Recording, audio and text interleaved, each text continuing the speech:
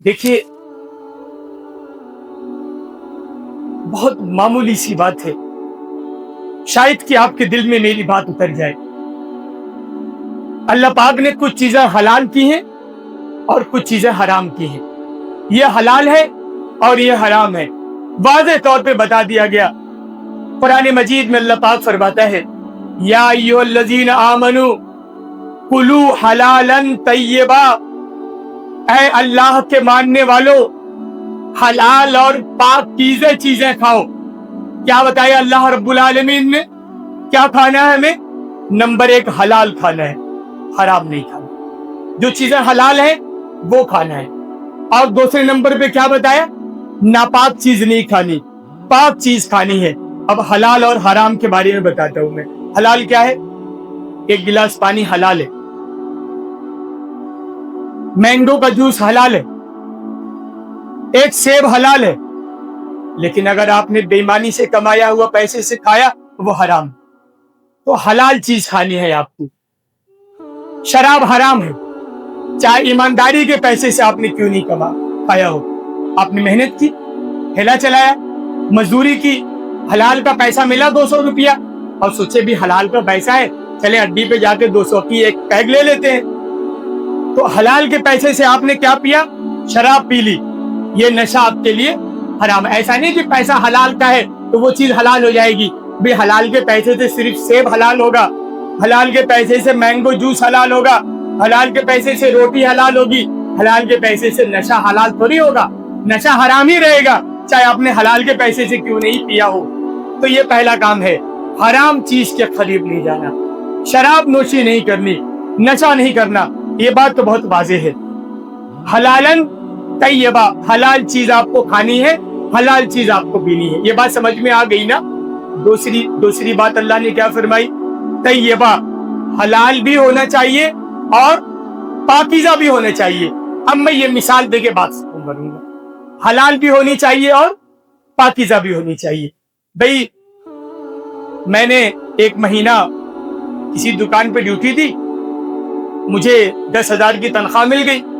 दिन भर मेहनत की मैंने, 500 रुपया कमा लिया मैंने, या कोई काम कर दिया, 100-200 मिल गया मुझे, वो मेरा हलाल का पैसा है। अब उस पैसे से ले जाकर मैं सेब खरीद लूं, मैंगो जूस खरीद लूं, दशहरी के आम खरीद लूं। वो आम मेरे लिए हलाल भी है और पाकीज़ा भी है। अब आपसे ये कहा जाए कि भाई, जो मैंगो जूस आपने खरीदा है, जो सेब आपने खरीदा है, ऐसा है आप अपने घर के लैट्रिन में जाइए, लैट्रिन करने के लिए बैठिए और लैट्रिन कर भी रहे हो और मैंगो जूस पी भी रहे हो, कहेंगे आप? भाई, हलाल मैंगो का जूस है, पिएंगे कहां? पाक जगह।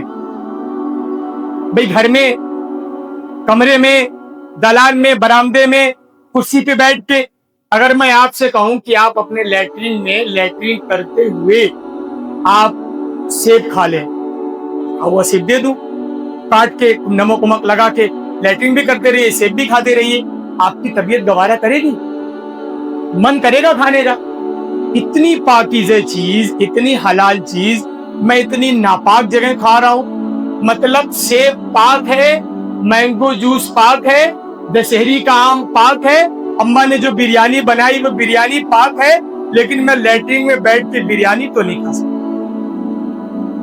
लैट्रिन में बैठ के मैं मुर्गी के टांग तो नहीं खा सकता, मेरी तबीयत गवारा नहीं कर रही। मैं देखा, मैं बहुत सारे नौजवान को अजीब लग रहा होगा, भाई ये मौलाना ये क्या बात कर रहे हैं। भाई, जो चीज पाक है उसे नापाक जगह आप नहीं खा सकते।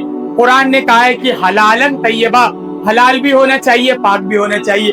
अब मैं दूसरी मिसाल देता हूँ। आपने दिन भर में मेहनत की, मजदूरी की, 100 रुपया कमाया और आप चले गए किसी पान की दुकान पर। आपने कोई नशे वाली चीज खरीद ली, सुर्ती खरीद ली, पान खरीद लिया, सिगरेट खरीद लिया, बीड़ी खरीद ली, नशावर चीजें खरीद ली।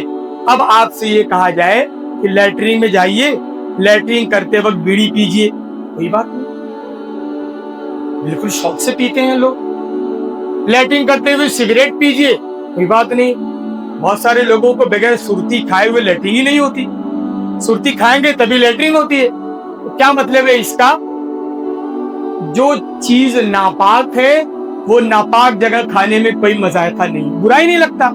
کھائے چلے جا رہے ہیں، سرتی کھائے چلے جا رہے ہیں، تھوڑا دیر بیڑیاں پیے چلے جا رہے ہیں، اور 2-3 سگریٹیں ختم کر دی، پورے پان کا پیک ختم کر دیا لیٹرین کرتے ہوئے.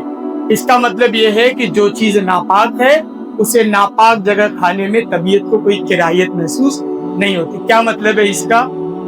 یہ نشہ آور چیزیں حلال تو ہے، حرام نہیں ہے، لیکن پاک نہیں ہے، ناپاک ہے.